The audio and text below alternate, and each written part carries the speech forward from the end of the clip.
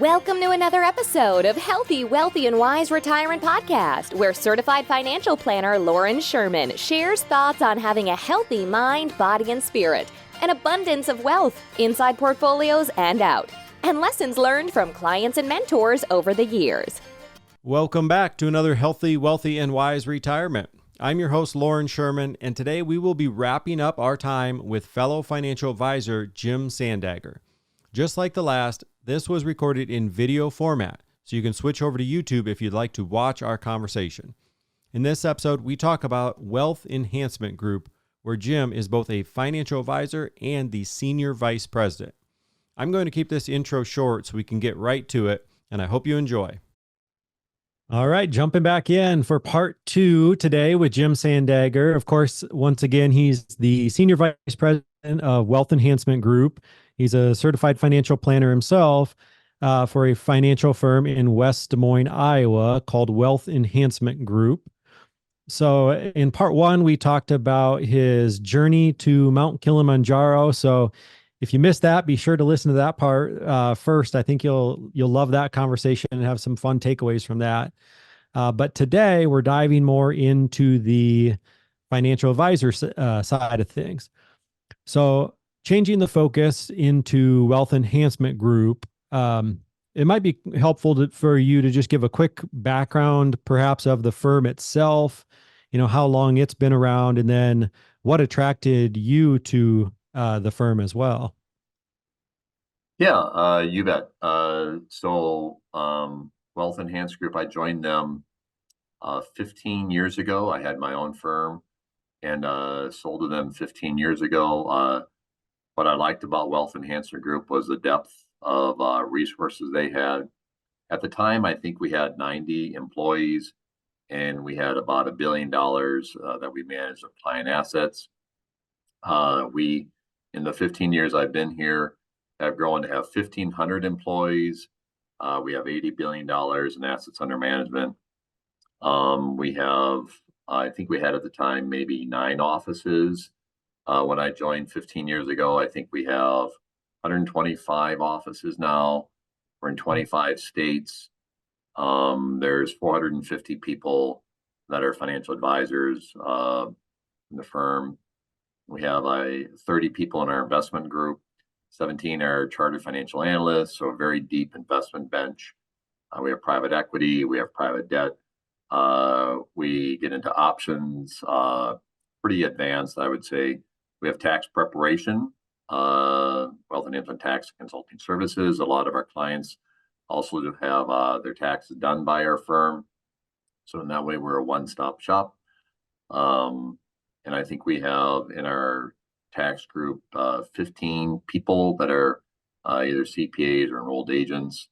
And then in our central planning group, which is more the high net worth area, in estate planning, I think we have another 15 people. So a tremendous depth of resources, which I really appreciate. And we have this roundtable that is a team approach to bringing a client situation to these specialists that have had literally thousands of client experiences that they can draw upon to help come up with the best customized, holistic solution that's comprehensive in nature for our clients to make good financial decisions. Sure. So definitely a lot of resources that you can lean on there. Yes. How about in just the West Des Moines office itself? It's you and is it one other advisor, or how many? Yep. How big is that specific area? Yep. So there's 6 of us. We're broken up by teams. Okay. So I have a team of it's me and 4. There's 4 of us total, and then there's another advisor. He has a team of himself and another. So there's 2. And our teams range anywhere from 2 people to as many as 20 people on a team. There might be multiple advisors and client service people, but because of our model, we have a lot of centralized services that isn't necessary on the local level, and they provide the depth and background, but they're not physically located here. We're based in Minneapolis, but we have offices in New York and up and down the East Coast and San Francisco and Los Angeles and all around Houston, Texas. We have a pretty big presence there, Atlanta, Georgia. So these are pretty big firms in their own right that we've acquired. Some of them have had up to 5 billion in assets under management that we've acquired. And what I like about that is some of these firms, especially on the East or West Coast, have pretty advanced knowledge about a lot of areas of either tax or estate planning or investments. And it's really the old iron sharpens iron. Sure. It's made us better together because of that depth. I really have appreciated that about our firm. Yeah, and that's something, the iron sharpens iron. I think that's something I've found even in just the RIA space of financial planning in general, is that advisors seem so much more, even when technically they're competitors, to have those conversations with different firms. And it seems that there's so much more community in the RIA space, I guess I'd say. And, if you're listening, RIA, just meaning the advisory space. I think when I first got in this industry back in 2006, everything seemed very cutthroat where you never would share a client or something like that. And now it's, if you meet someone that's not a right fit for you, but they're a right fit for someone else, that seems to be so much better within this space. I guess I'm kind of saying in a roundabout way. Yeah, I definitely like the collaboration, and I am a happy beneficiary of that at our firm. I mentioned we have a team approach. It's also important to us that we're independent. So we use independent custodians. Because of our size, we use multiple independent custodians, Schwab, Fidelity, Raymond James has a RIA side to it as well. So we use multiple independent custodians. Most advisors use just one, but because of our size, we have multiple. And so I like that collaboration that occurs by having these different firms that we've acquired over the years. As a shareholder, I also appreciate how well the business is run. I'm actually, it's not a shareholder. We have an LLC, so I'm a member. I have units. I'm one of there's 250 of us out of 1,500 that are owners in the company. Oh, okay. So from taking a step back and looking at the type of clients you best serve, if someone walked into your office and you said, "Yep, those are my type of people that we serve," what would that person look like in general?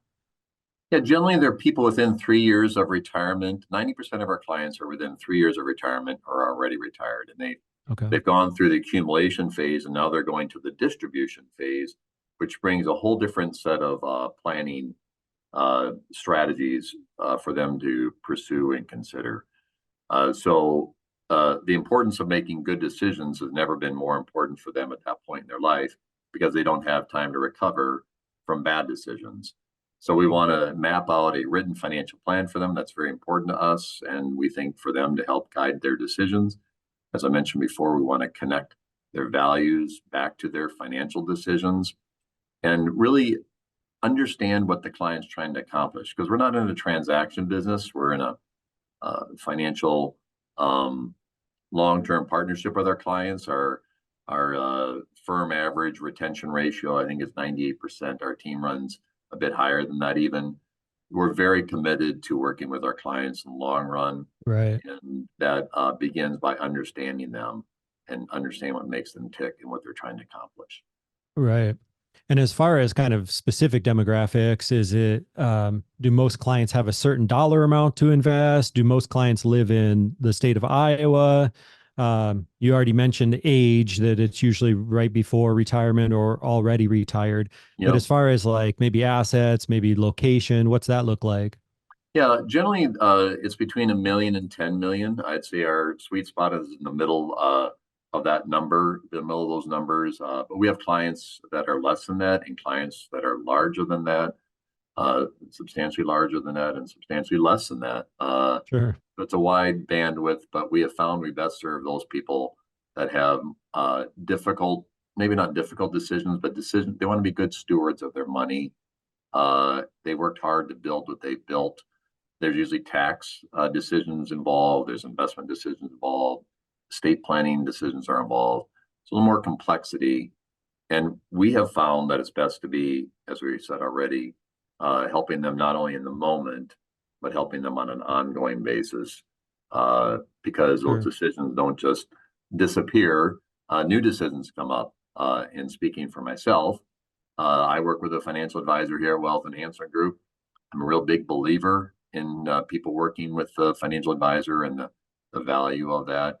And I realize when I take on the role of my own finances, that I'm a husband and I'm a father and I'm a grandfather, and those roles are important to me. And so I become very myopic when it comes to my own decisions. So my advisor at Wealth Enhancement Group has really helped me to make decisions that are rooted in my values, but consistent and attainable with my financial goals.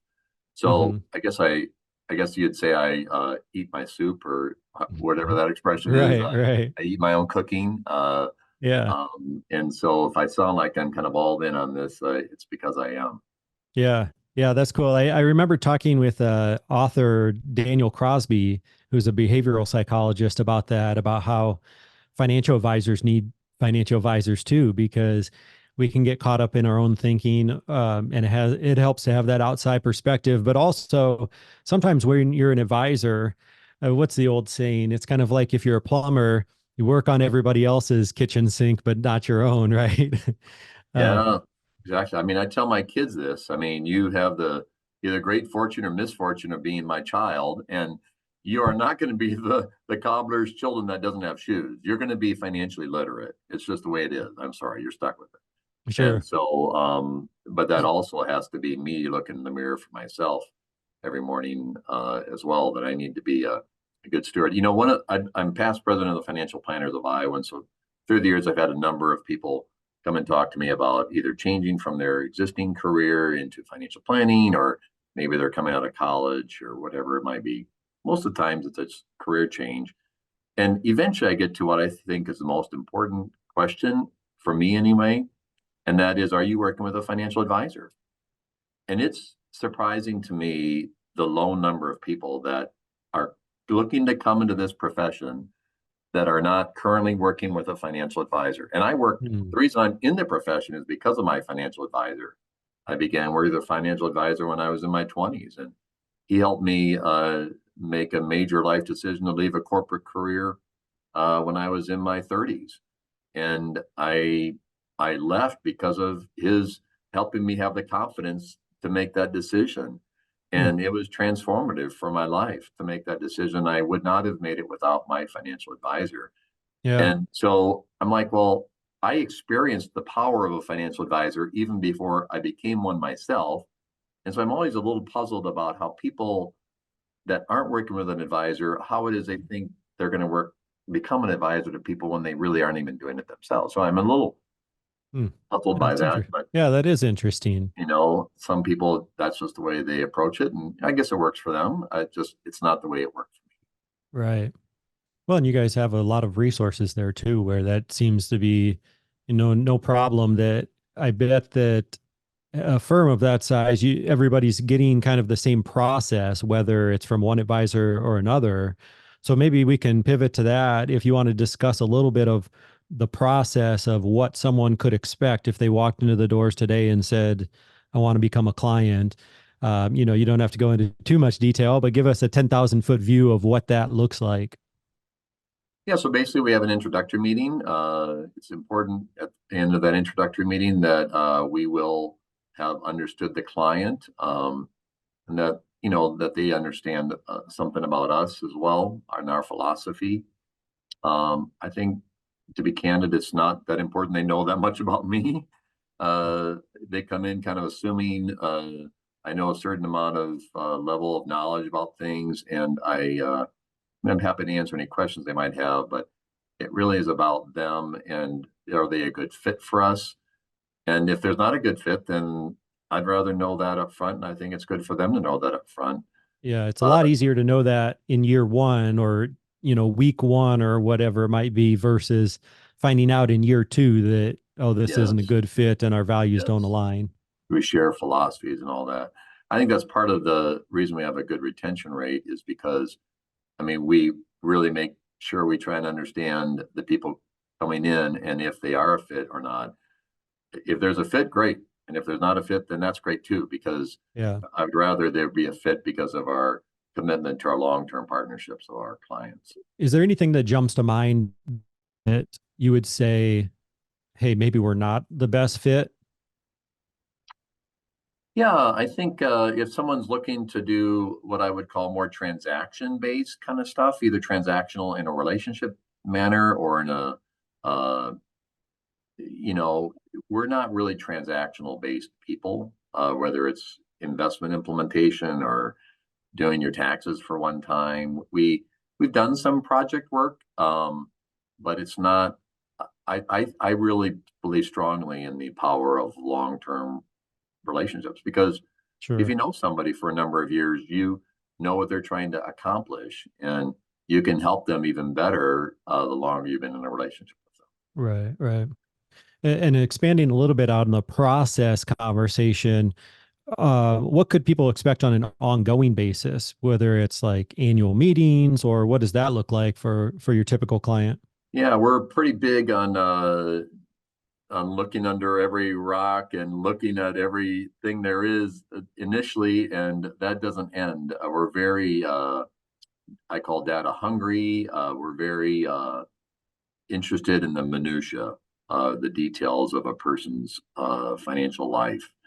And oftentimes, if something happens to them tragically, or even from a terminal illness or a sudden death, or even if it's they're just getting older and they pass away, and we're usually one of the first calls that's being made from either the spouse or from a child, because we hold the data and the information, and we know the people and what they were trying to accomplish Right. because of all the time we've spent with them.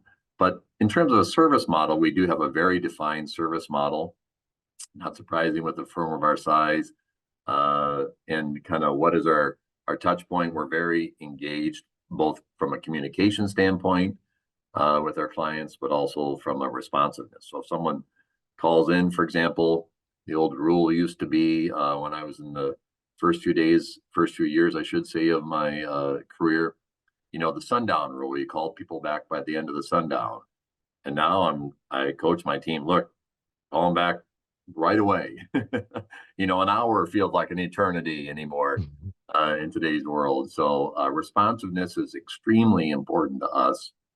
Uh, and even if we don't have the answer, we want them to know we're working on getting an answer. Sure. So responsiveness, education to our clients.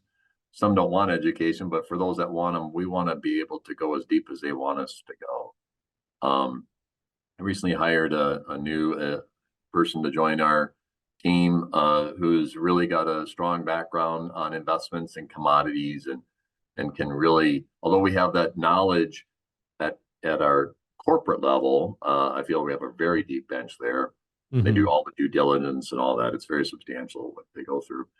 I wanted somebody on the team level to be able to explain all that in great detail for those people that might have those in-depth questions.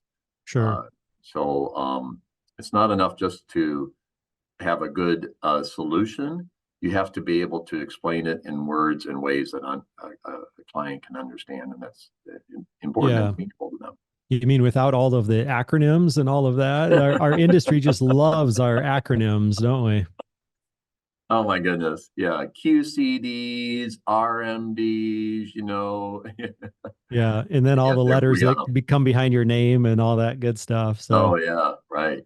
um, a little bit of the feedback that I got after I interviewed a couple of other financial advisors for firms in the past, Yeah. some of the listeners said, could you ask future people two things? It was a little bit more about if you could kind of give a 10,000-foot view of your investment philosophy, and then a little quick overview of kind of what fees would look like. Could you maybe touch on, and I don't know if you could, if you can generalize that a little bit, but if you can give a quick overview of those two? Yeah, so we're really, in terms of investment philosophy, we're very focused on low cost.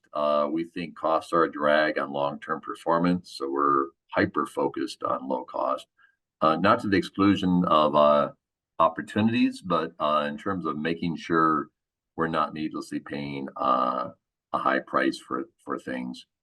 And then we're very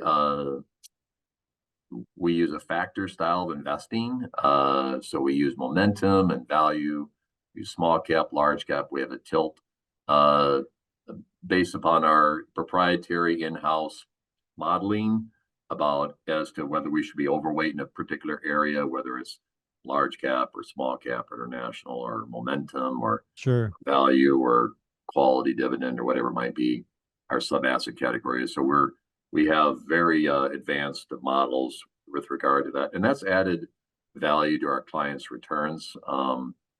Those decisions. Sometimes we're a little early to the decision, Yeah.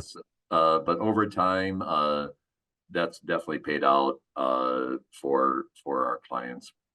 And then I'd say asset location is important to us. We believe that having growth assets in a non-qualified account because of step up in basis that happens at death is important. More of an income type producing assets, more of the conservative assets, more than an IRA because those are ordinary income type assets anyway. And then the other thing is the very important aspect of taxes. And so we are very concerned about the impact of taxes on our clients. Right. And where we place the type of investments, whether it's in a Roth IRA or an IRA or otherwise, is very important. And then part of the planning process is the whole Roth conversion piece. I mean, I had 3 client meetings today. Every single one of them, I talked about Roth conversion. And sometimes that doesn't mean it makes sense to do it.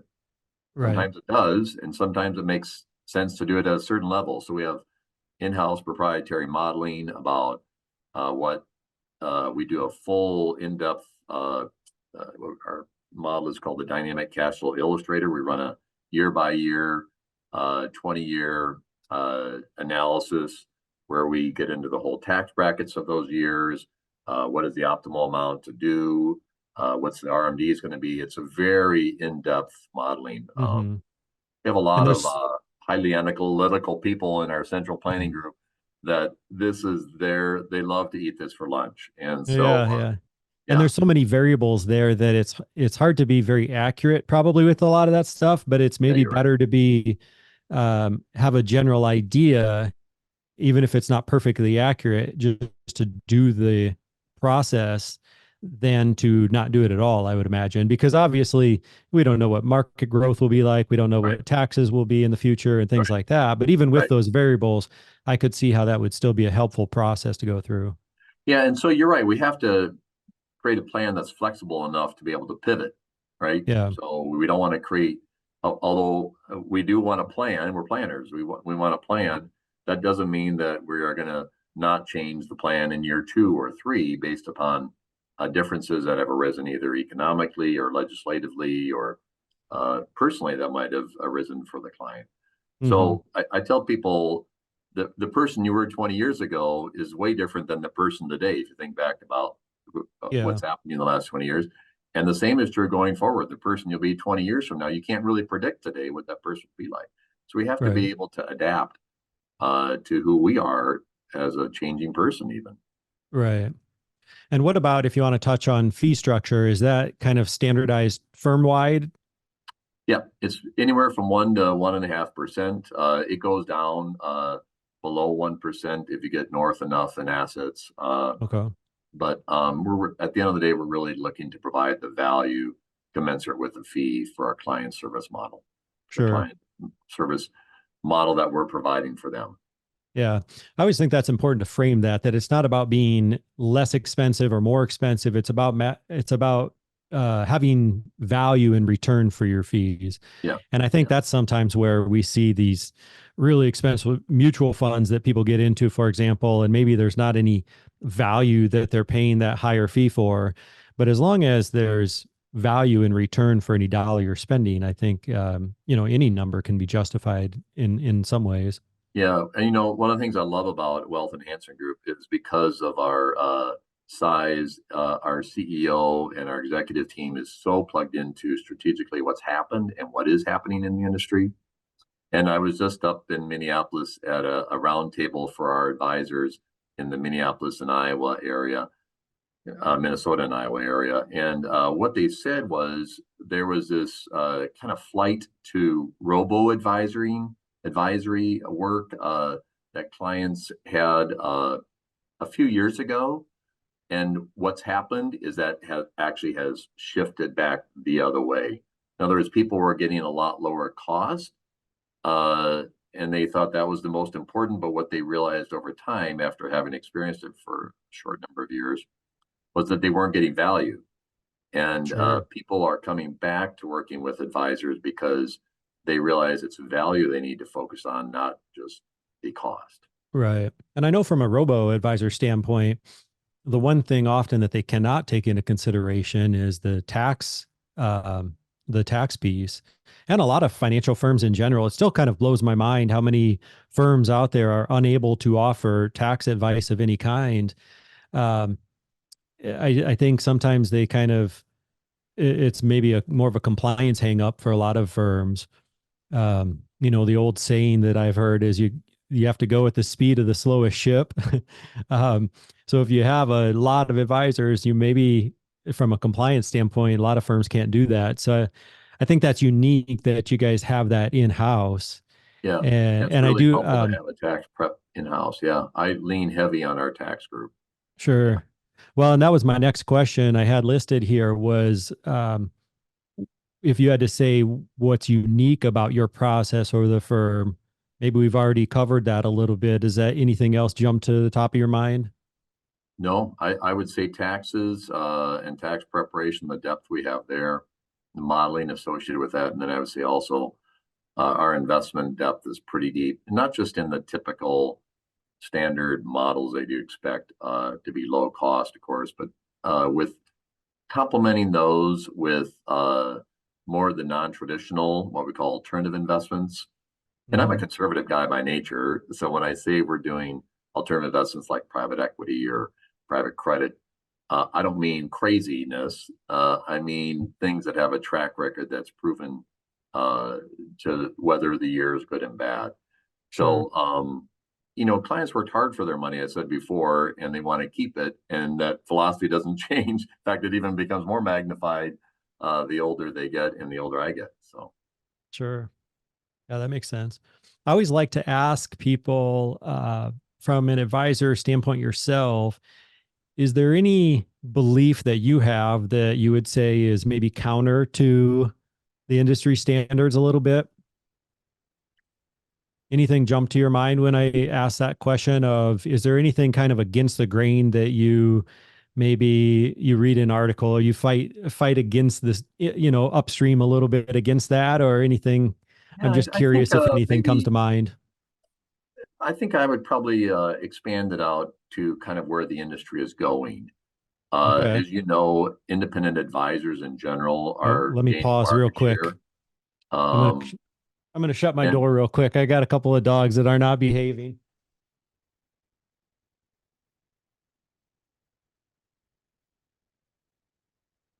That's what we get when doing these from the home office here, right? yeah, Sorry to. yeah, I think I'll shift a little bit to talking about the industry in general. As we know, the independent aspect, I can wait till you come back. That's not a problem. Are you feeling okay? Yeah, I'm all right. We'll make do here. Okay. All right. So, yeah, I think I'll shift the answer to the question to be more about the industry in general and where it's going. As you know, independent advisors are growing. The registered investment advisory channel is increasing, but we believe strongly in independence ourselves, as I mentioned before. Uh, but we think there's a big consolidation that not only is occurring, but will continue to occur and probably Hmm. in fairly rapid pace. We are now, I believe, the fifth largest independent registered investment advisory firm in the country, Oh wow. and it we see that becoming even more significant over time. So that consolidation gives us as advisors in Des Moines, Iowa, the depth and technical resources of people that are in Manhattan. Our clients aren't in Manhattan, obviously. I have clients all over the country, actually. You had asked that question earlier. So we do Zoom calls, actually use Teams, not Zoom. And we have clients in Iowa, but we are not at all limited to Iowa. We have clients who are all around. So I think that consolidation really gives us a deep bench. And I think what I like, especially having come back from this meeting I had last week in Minneapolis, you realize the depth of resources that are necessary to keep up with all the complexity that's coming down, all the choices. Some of the advisors kind of shrug it off, and I guess if you're old enough, maybe you can kind of ride the horse into the sunset. But as I told my team, there's a whole. It's like when my grandfather changed from horses to tractor. Tractors are coming. You gotta adapt. You may not be the early adapter, but you gotta adapt. AI is coming. I'm not talking about robo-advisor. I'm talking about AI is coming to our industry. I mean, our CEO has seen it. I mean, our CEO travels the world. He's been to India. He said the hottest brains for AI are actually in India. And this is coming to our industry. And it's something that we have to figure out, how is it going to benefit the clients first, and how are we going to help that benefit the clients, rather than being afraid of it and walking away from it. We should get in front of it and be proactive about it. And when I say AI, I'm talking about the business aspect of our how are we processing paperwork, how are we the mundane repetitive tasks that our client service people are doing that aren't adding any value. How are we doing that more efficiently so we can keep our costs down for our clients? Because we always have upward pressure on our costs, as you know, running your business. And it's important for us to keep our costs in line as a business to be able to be here for the future for our clients. Sure. I have to show you. Here's our culprit of the barking in the background. I love it. The first of the three dogs to make the podcast. Now that I shut the door, hopefully she'll relax a little bit. Well, it's almost like you have my outline here. I didn't even share this with you, but my next question was going to be about, if we fast forwarded 10 years into the future, what do you expect to be different in the industry? But you've really already spoken to a lot of that right there with AI. And it's better to be ahead of the curve, or at least be aware of what's going on, than to just put your head in the sand and act like nothing's changing. Yep. It's that brings me back a little bit to the very first podcast episode that I did. I used to do these as a newsletter that I would write, and then I would put it out. And then a different financial advisor convinced me to, hey, instead of doing a newsletter, why don't you start a podcast and convert it into that? So that was the origin of this podcast. And I would just essentially kind of read my newsletter. So it took me a little while to kind of figure out the cadence, that speaking is much different than writing. So you can't just read exactly what you wrote. But at any rate, that first episode that I did was talking about how a lot of advisors are still kind of stuck in the 90s. And what I mean by that is they're ignoring the tax planning. They're kind of just see themselves as the middleman to the market, and they just kind of do a little bit of investment management, and that's kind of the extent of the relationship. So if that's where people are at currently and things are changing, they got a long ways to go, or like you said, just kind of ride off into the sunset. Yeah, I mean, we predict those people will go out of business. I mean, they're not going to be able to be consolidated in, because no one's going to want to acquire them, because they don't have the wherewithal as an advisor. So you need to have a certain base level to be able to be an advisor that can make a difference in clients' lives. So, I mean, all that's going to sort itself out, I think, in the industry. The better advisors are going to kind of see the future and seize it, as you're saying, which I think is really smart, the way you said that. And the other advisors are not going to be able to keep up. And my guess is that going to occur more rapidly in the next 5 years than it's occurred in the last 5 years. It's Yeah. it's changing rapidly, Yeah. and 5 years from a client perspective may not feel so much different, but for the industry, for you and me, Lauren, I think it's going to feel a lot different, and which is why I came back and I told my team what I did about being able to pivot and adapt, and uh, I think Wealth Enhancer Group does that well. Sure. We don't go looking for change, but we're not afraid of it. And we Yeah. figure out how change can be embraced to be impactful. Right. Yeah, that's well put. Um, as we kind of begin to wrap up this portion of the podcast, I wanted to ask you just a couple more questions. One was, you've had a lot of experience in this industry. You've had your own firm. Now you've been at Wealth Enhancement Group for, I forget how many years there. 15, 15 15 years years I've been just at Wealth there. Finance Group. Yeah, it's been a Um, beautiful run. Yeah. I don't necessarily want to ask you what you've learned because that list would be quite long. But if you were to mentor a new advisor, and I think this is something you're kind of doing right now, I am. I have a new is advisor. Yeah. Yeah. He's yeah, great. is Bill. there kind of I mean, this could be an awful long list as well, but if you had to pick like just a few bullet points, is Yeah. there any initial feedback that would come Yeah. right to the top of mind as far as advice for someone newer into the industry? Yeah. Yeah. Yeah. Well, Will knows by heart the things I think are most important. The first thing I think is most important is focus on the relationship.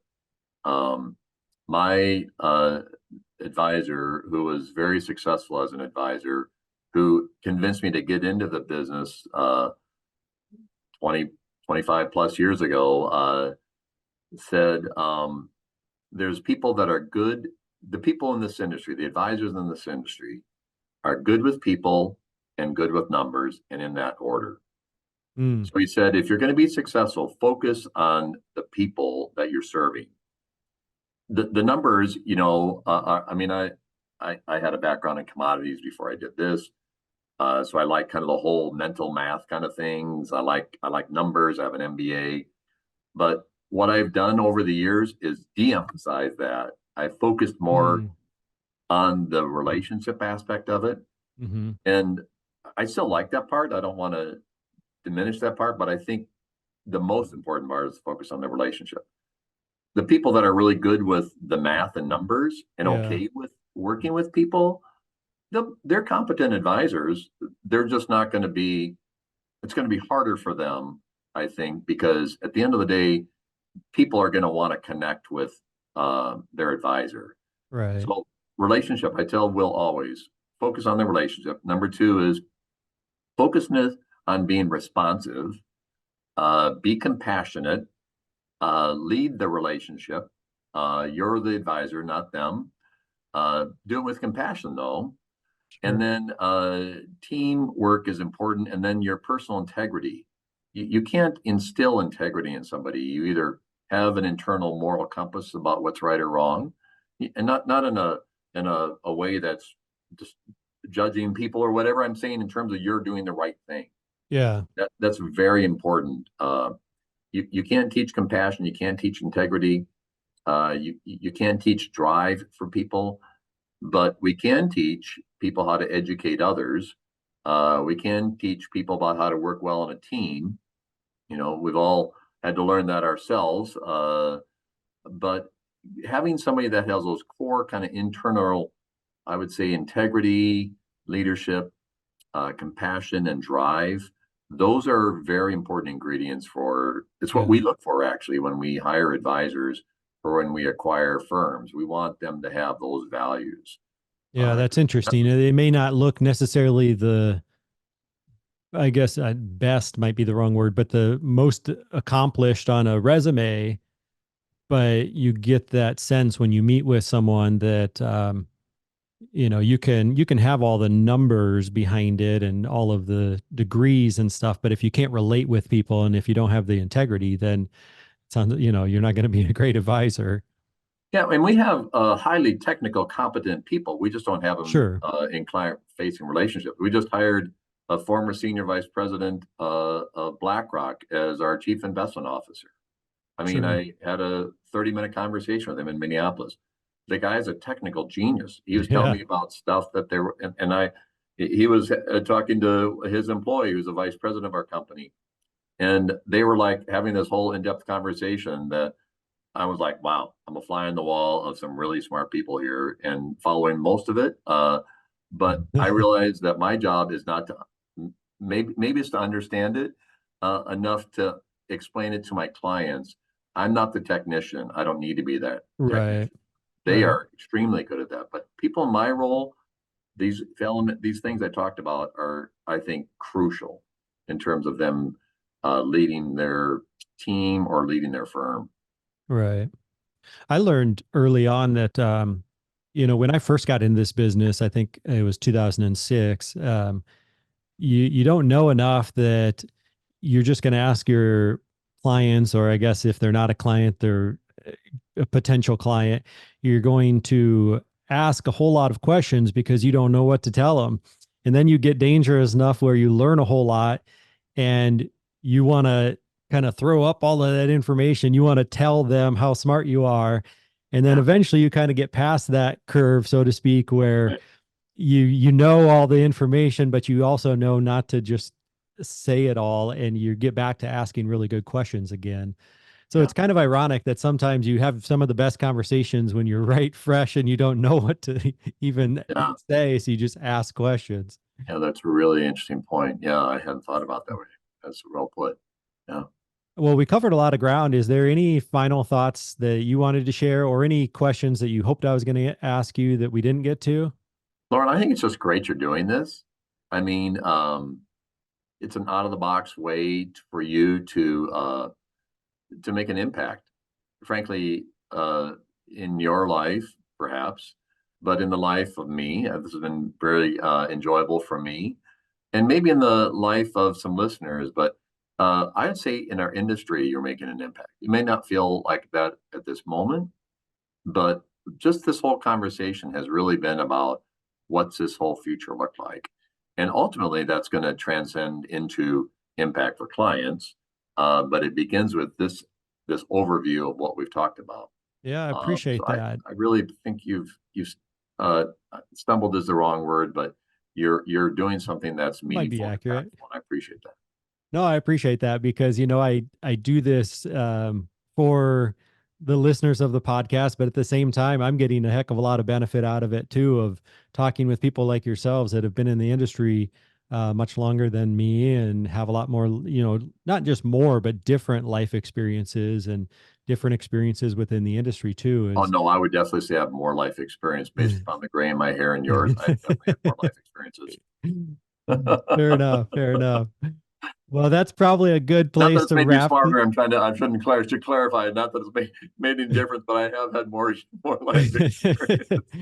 Yeah, no, that's fair. That's probably a good place to wrap up. We covered quite a bit. So I guess last, where can people find you? I'll link in the show notes. I think just probably directly to your website or to your biography in the website. Anything else in particular where people can find you?